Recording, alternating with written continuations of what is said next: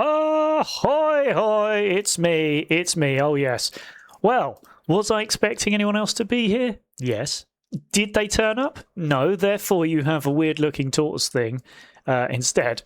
Let me just try and sort that. This will take me a couple of minutes, but whilst I'm doing that, I shall tell you why the hell am I here? What is the reason that I have brought you into a situation where there's not everybody here?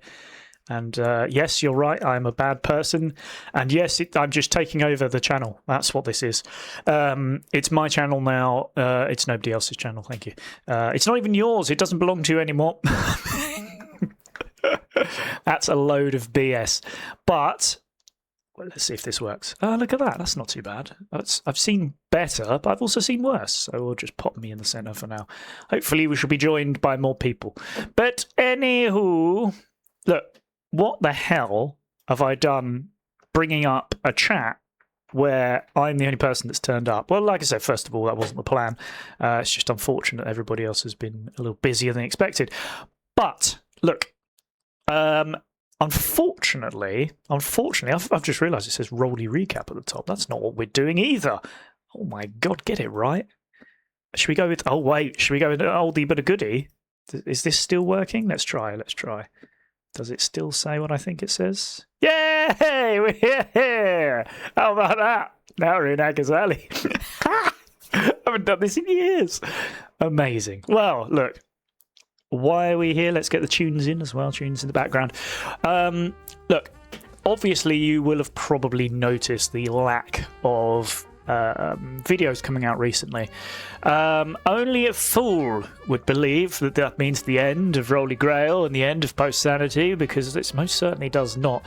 But as you probably picked up from all the conversations we've had and the last we've had, everybody is super busy, and what that leads to is difficulties in trying to get videos out. Now, what that means for me personally is I've got a couple of things going on in the background of my life as well, which means that time needs to go to other things and not just Rolly Grail and the fun that we have here. What do I mean by that? Well, what it essentially means is, I can tell you about one of them, which is a genuine life goal I have, which is to run a marathon, which is completely insane, and I don't know what I was thinking. But it gives me essentially what I need at the moment is some time to be able to train for that. Now I'm okay. I'm okay at a small amount of running. You know, I run a 5K every week, and I've actually recently, over the past 3 to 4 weeks, been running 10Ks as well. That takes me hour and 15, hour and 20 minutes roughly, which, you know, isn't terrible. You know, but I'd like to get a little better. Now the problem is that a half marathon is 22k, also known as 13.1 miles. So I'm nowhere near being ready enough for a run that's coming up in literally the second, literally it is a month from today, the 2nd of August. I have to do a half marathon, and I'm not even close to being ready. And I essentially just need more time, which is a bit of a shame, because it means that something has to give way a little bit. And one of those things is the Rolly Grail videos that we put out. Obviously, hopefully it's noticeable that we went from over, you know, a fair few years back, not a lot of editing, not a lot being done in the background, occasional very clever bit of editing from Josh, but most of it has been through me, and it's fairly time intensive. We could put out episodes that are just simple one shot, nothing changes. We put in all the little bits of breaks that we have and the little things that don't quite work and things like that. We could do that, and it would, you know, it would still be something to watch, but fundamentally it's not a very nice viewing experience. And we noticed that when we did that for a little while, a fair few years ago, and we realised it doesn't flow quite right. Whereas hopefully you've noticed the episodes in the last year or so, it's snappier, it's punchier, and it's more fun to watch. And it's even a little shorter, but it's shorter not because we're doing less. It's shorter because we're not, wasting those moments that really didn't lead to anything or weren't worth going into. That we had fun in the background doing, but just wasn't quite what we wanted to do. As you can imagine, a lot of what we do is made up on the spot, and when you make stuff up on the spot, you improvise, one or two things just don't quite go the way you want. So those are the things that we remove, and we switch out the look that you get, so you're not, a lot of stuff we film is at home now. You're not just getting one big box of all of us and that is it. We'll switch to look at other people. It helps to punctuate some of the jokes when you switch from one person to another person looking completely unsure what the hell's going on. And hopefully it kind of helps the flow is the plan. But as I say, that takes time. Music takes time to decide on as well and sort out in the background. Everything before it's even edited has to be put into a sort of, configured, pushed and pulled around to make sure that it fits properly. Sound as well, even up until very recently, there's one or two moments within there where the sound doesn't match what we're saying, and that's with a lot of work. It's not out that badly, but it's out just enough that you're like, oh, that wasn't quite right. And that is with the work that's being put in. So you can imagine what it could look like without the work being put in. There's a necessity around the background work that we do to be able to put these episodes out. Otherwise, we're just putting out something that we're not as proud of on the internet, and that seems like a waste for us, but also it doesn't feel like a nice thing to do to everybody else.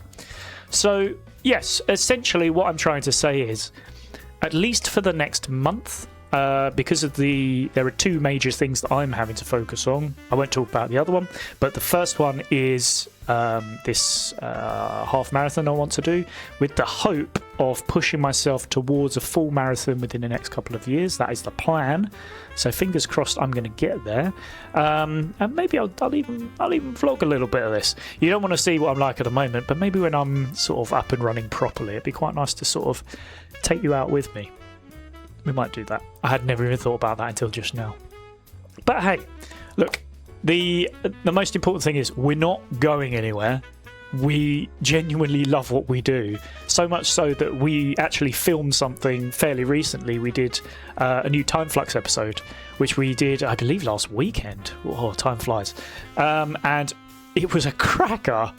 David came up with some brilliant things. Cisco is in it, and he smashed it as well. Oh, it was beautiful. It was beautiful.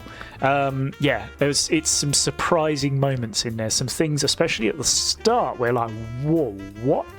This really is fluxing time. So we're not going anywhere, but the time is needed to be able to do other things. Unfortunately, the rest of the gang, whilst they're always willing to put the time in to film the episodes, none of them have the time to be able to do the editing, and that is just life. It is what it is. So yes, at least for the next month there's going to be no episodes. But what we thought we'd do is we give you some sort of compensation in the background, and the plan to do that was some chats over the next few weeks, hopefully every Thursday, to sort of have a little conversation. First of all, so we can kind of let you know what's going on for this first one, and then we'll kind of like going back to the old style we did before we even started Roly Grail and gaming on this channel. Let's just have a little bit of a chat. Let's enjoy each other. We all love films on this channel, and that was the reason we originally started this channel. And we'd love to sort of come back to doing some of that. So yeah, that was the entire plan. Let's give ourselves or allow ourselves to have that break while still putting something out there that could be fun and interesting, just from a slightly different point of view. So yes, the big thing, we're not going anywhere. We're just doing something a little different for a few weeks, just to give us a chance to catch up elsewhere. Anywho, what else is going on? Well, you won't have realised anything to do with this, but there is a World Cup going on. And I've heard tell that England are in the round of 16, or the what do you call it when it's the one before the quarterfinals? Is it the 8th of a final? So we are but 4 games away, I think I did my maths right there, from lifting the World Cup trophy. Don't worry, that's not going to happen. We've played terribly and we're not going to get anywhere near it. But it'd be nice to see when France lift it instead, isn't it? That's exactly what's going to happen, by the way. But look, I will say 2 brilliant things have come out of this World Cup. The first thing is I've realised how very, very much I hate trying to stay awake until 2 a.m. to try and watch the last game of the day, and realised it's just not going to happen. And then, of course, what goes and happens is the next game that England have got is 1 a.m. on a Monday morning, what do you call it? So Monday of next week is going to be, well, it's going to be a sickie, isn't it, for everybody? Let's be honest. I genuinely even told my bosses, like, how many people are calling out sick? By the way, just add me to that list, because it's just what it is. There's no way that we're going to be able to watch that game and then go to work. Oh my god, it's going to be dead. But hey, it is what it is. But yes, look, I have to say it has been incredibly enjoyable to be able to sort of see these different teams performing well and enjoying themselves. I mean, obviously everybody now loves Cape Verde, and we'll all be going there on our holidays from now on. I genuinely watched a interview with some people out there, and it actually included, I think, the Prime Minister out there as well, and everybody seems so happy. Who knew the world could be happy? I always thought everybody was miserable. What's going on? Why do they have optimism? That's not fair. I want some of that.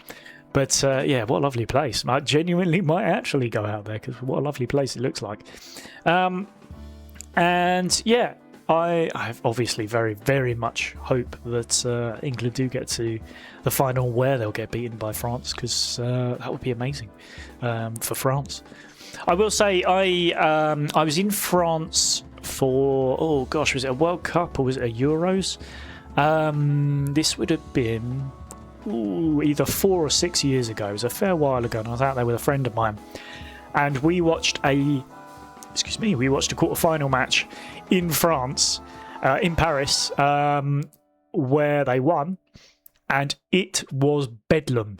So we watched it in a bar, just about. We sort of snuck into this bar, and we just about found somewhere to sit, but the TV was like over there, like quite far away. You could just about see it, but we couldn't see one corner of it because how we were positioned. Essentially, we were so late getting there that we didn't get a great position. We could just about see it.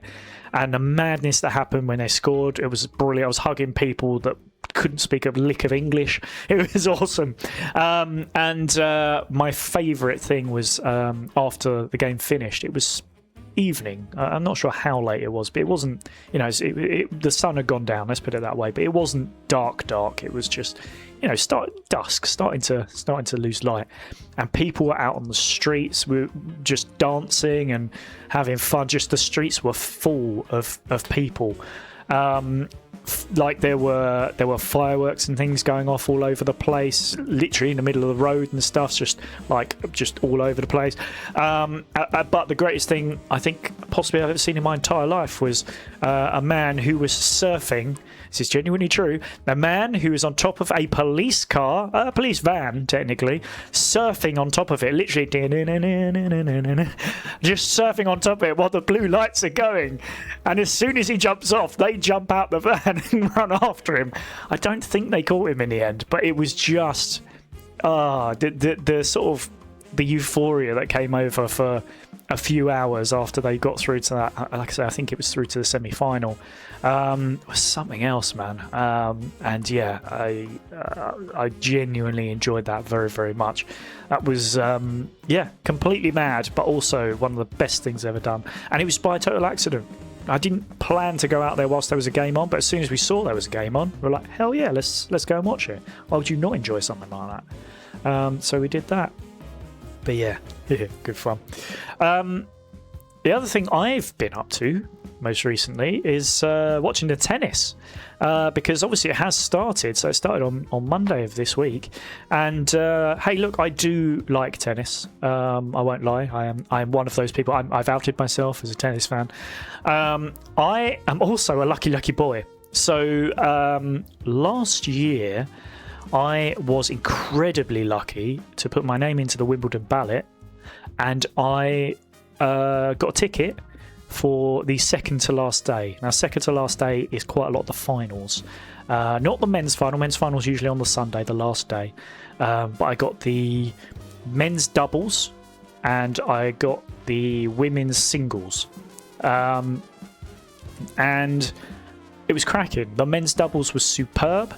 I then did something a little naughty and I didn't watch the women's singles. I probably get away with telling you what it was.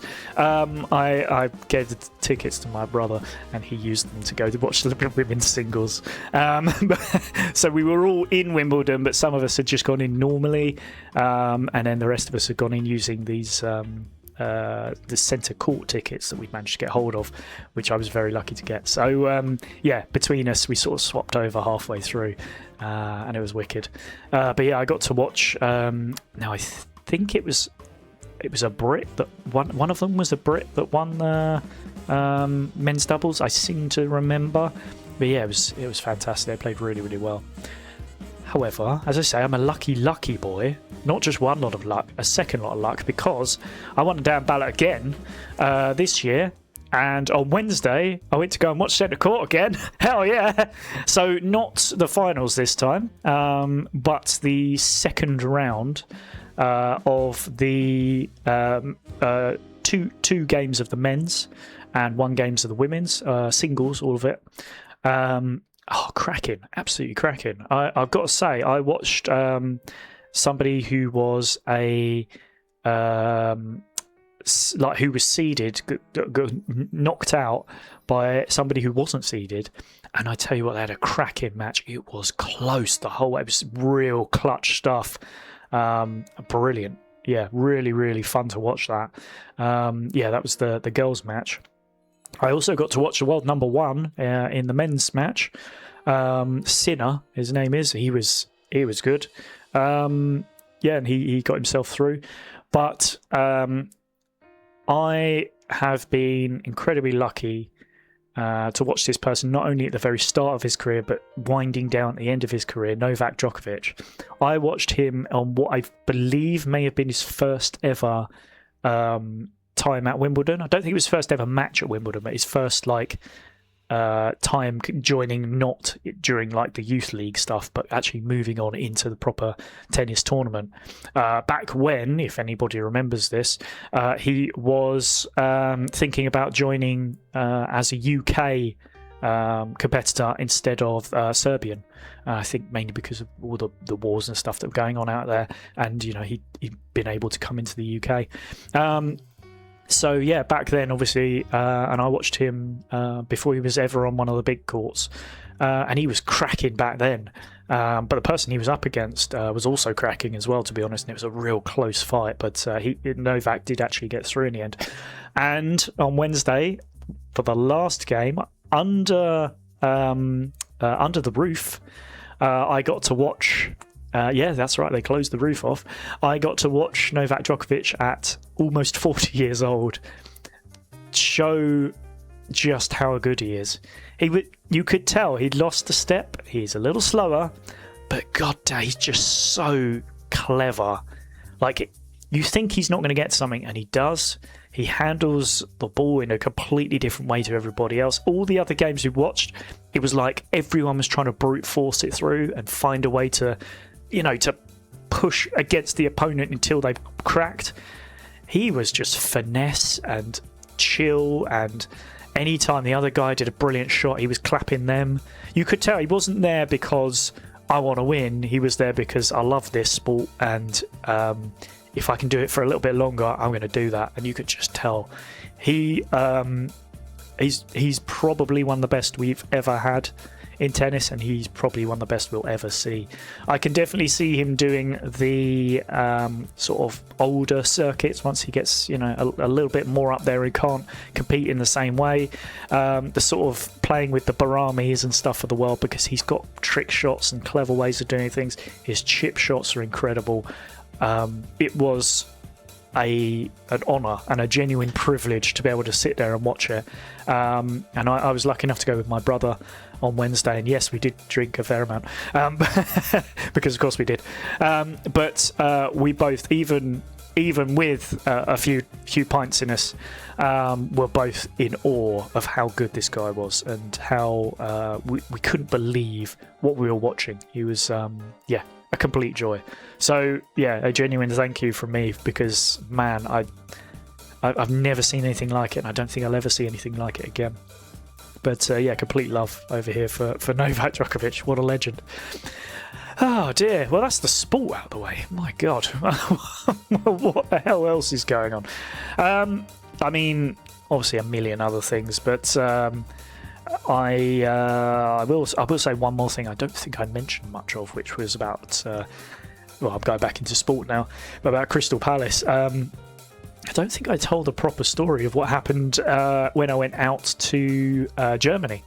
I was out in Leipzig for the European final.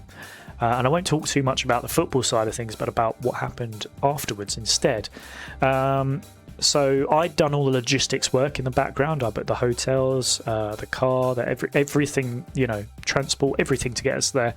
I followed the information that we'd been given in advance to make sure that we got to the right place, parked in a good place, so we had transport to be able to get back to that place. And we followed the rules by the information that we were given, and we were very careful.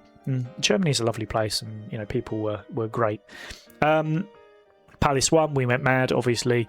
The first ever European trophy. It just, honestly, I don't know. It's the greatest time ever to be a Crystal Palace fan.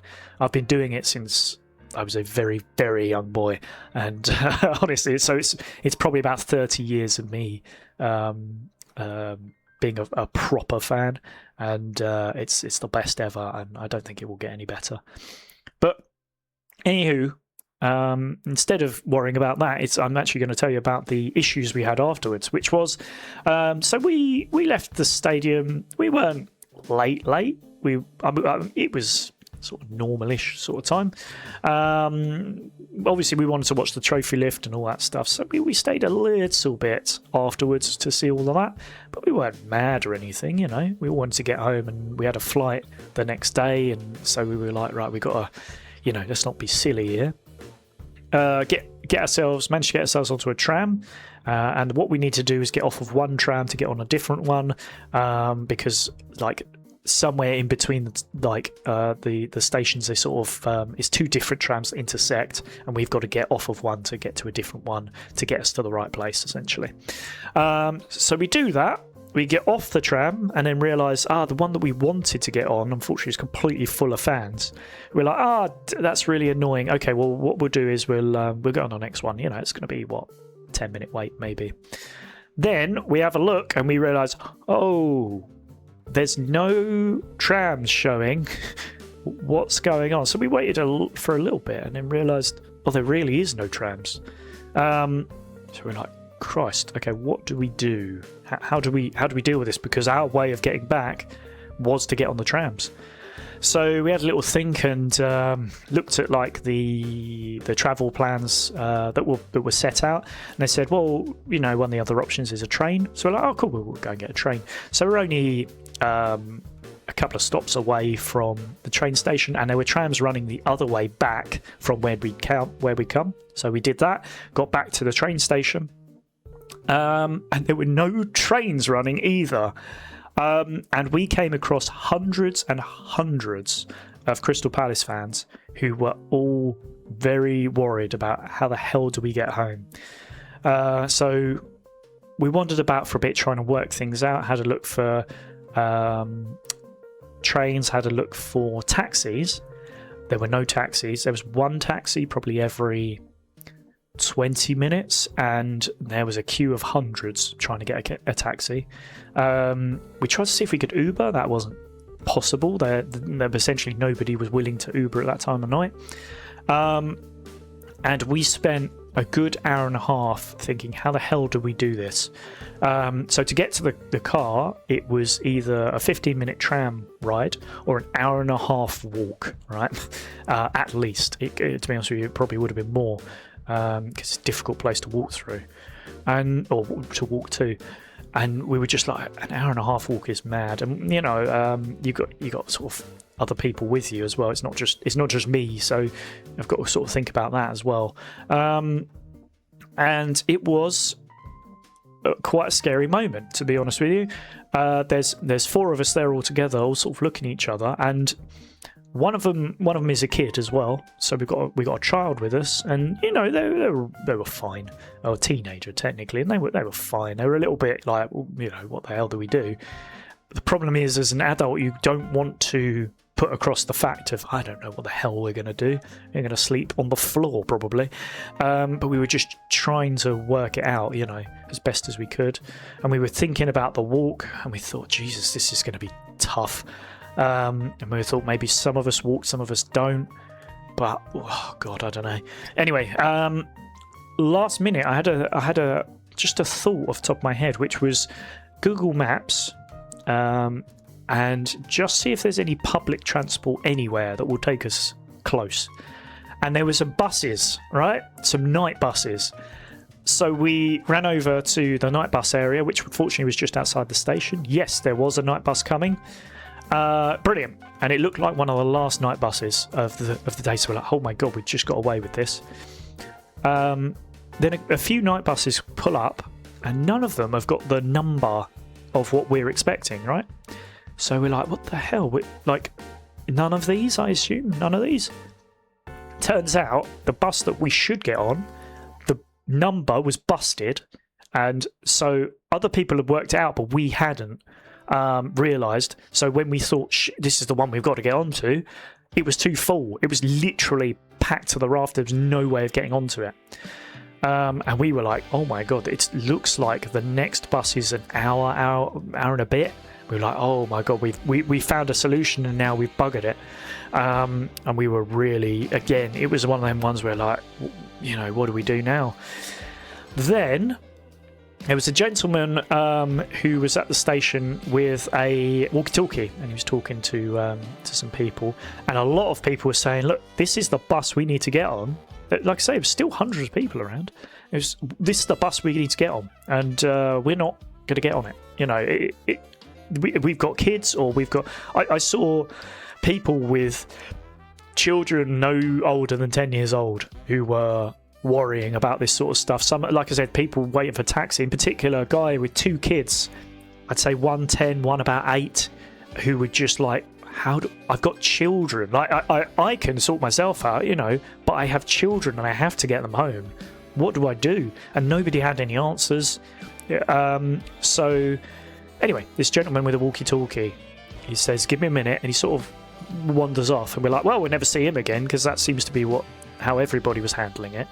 And he did actually come back, and he said, apparently what he had done is he had gone to speak to a bus that was sort of just stood there. I think the guy was just on a break, and he'd gone over to him and said, look, get in that damn bus, you're now this number, which is the number we needed, and you're driving these lot of people.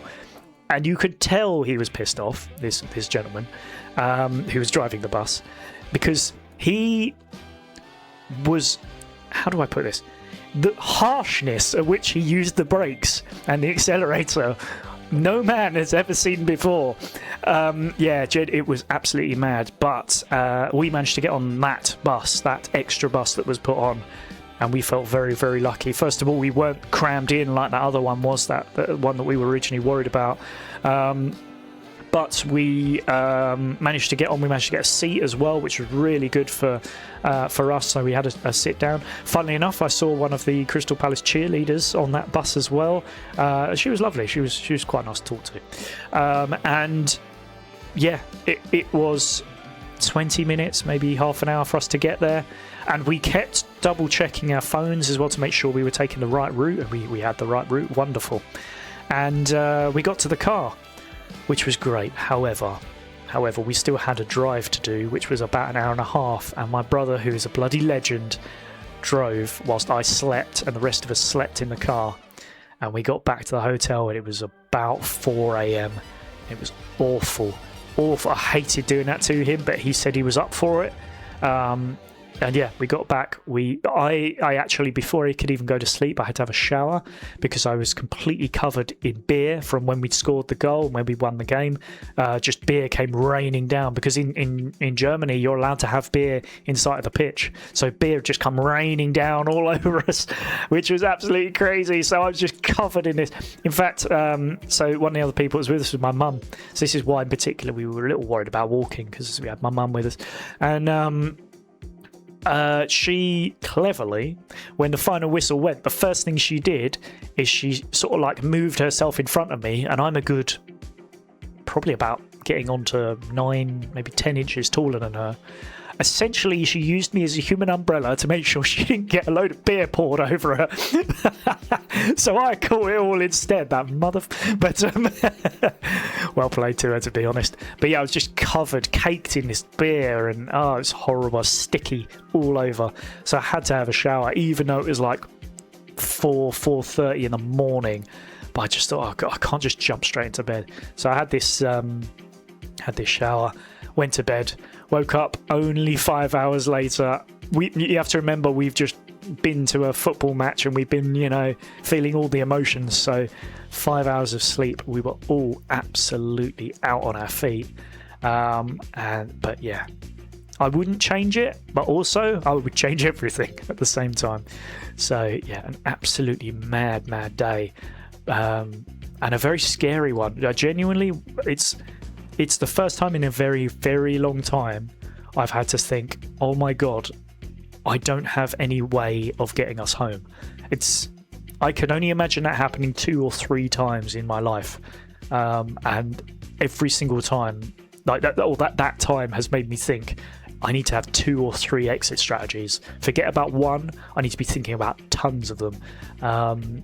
So much so that we've even had a conversation about if, fortunately, because we won this European title, it means we move into, we essentially take a jump up, and we're in the European League next year.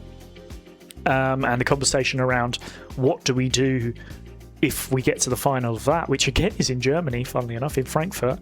What do we do if we get to the final on that? And we've already started planning. Okay, what happens if this goes wrong? What happens if that goes wrong? What is the way that we can look after ourselves to make sure that we're sorted? And yeah, so we're already thinking about that, and we're not even, we've not even remotely got to that point. So yeah, but yes, I mean, look, what a mad time that was, and it feels like a long time ago. It was only about 2 months. Jesus, probably not even that. Probably not even 2 months. Well, look, I've waffled on enough. I basically only came on to say that please don't be worried. We're not running away. We're not hiding ourselves and cowering. We're just here in a slightly different way, in a different capacity for a little while, just whilst we sort out our timings. But the plan is hopefully after July, things will settle down. They'll definitely settle down for me, which would be nice, and that allows me to do some editing. As I say, my half marathon is on the 2nd of August. Once I get past that point, I can give myself a little bit extra time, not to be so worried about training and getting myself up to the right standard, but really start to get back into the editing side of things. But I mean, last thing I'll say is just a plan of what I'm training for and how I'm training for it. More than anything else is, as I say, I've already been doing 10Ks, which is double what I normally do, and I've actually felt pretty good doing them. I've had a few when I first took that step up where I wasn't quite feeling right, but more recently I felt a lot better. I'm now looking to push on to the 15k mark, so that is about 7k less than what I'd be doing for a half marathon. But 15k, you're looking at, for me, getting on to 2 hours worth of running, which is, you know, a good chunk. And I do appreciate that it's nowhere near as quick as a lot of other people, but I am not willing to completely destroy myself to get there. I take sort of walking breaks a bit at a time as well, because I'm not willing to push my body to the very limit. I'm no young child anymore, and I can't quite do that as much as I want to.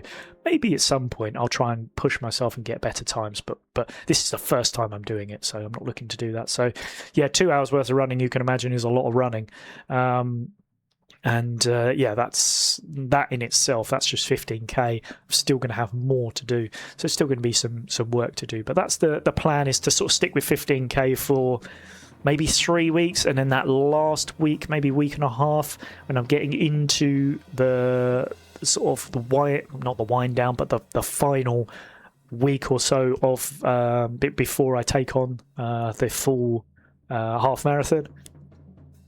Is when I'll think about pushing on to 20. And then, Jesus Christ, that would be insane. Because that would mean I'd be running I'm basically training that 3 times a week. Running what is essentially a half marathon 3 times a week is completely insane right now, but it hopefully will feel okay in a few weeks' time. We'll see how it goes. Anywho, look, I've waffled on. Thank you so much. Again, we will be back, but just for now we're going to be around chatting. It won't just be myself. Hopefully the plan is to have everybody else joining in as well, and having the old laughs that we did. But until then, I wish you a very cool and chill weekend before it gets nice and warm again. Jesus Christ. Oh god, the heat the other week was awful. But until then, get your aircon out, get ready, get your fans out, because he's coming back, I'm afraid. But do relax for a bit. Enjoy it. We're getting close to the weekend. It's a Thursday, you just got one more day and we're going to chill over that nice weekend. Take it easy, everybody. Bye-bye.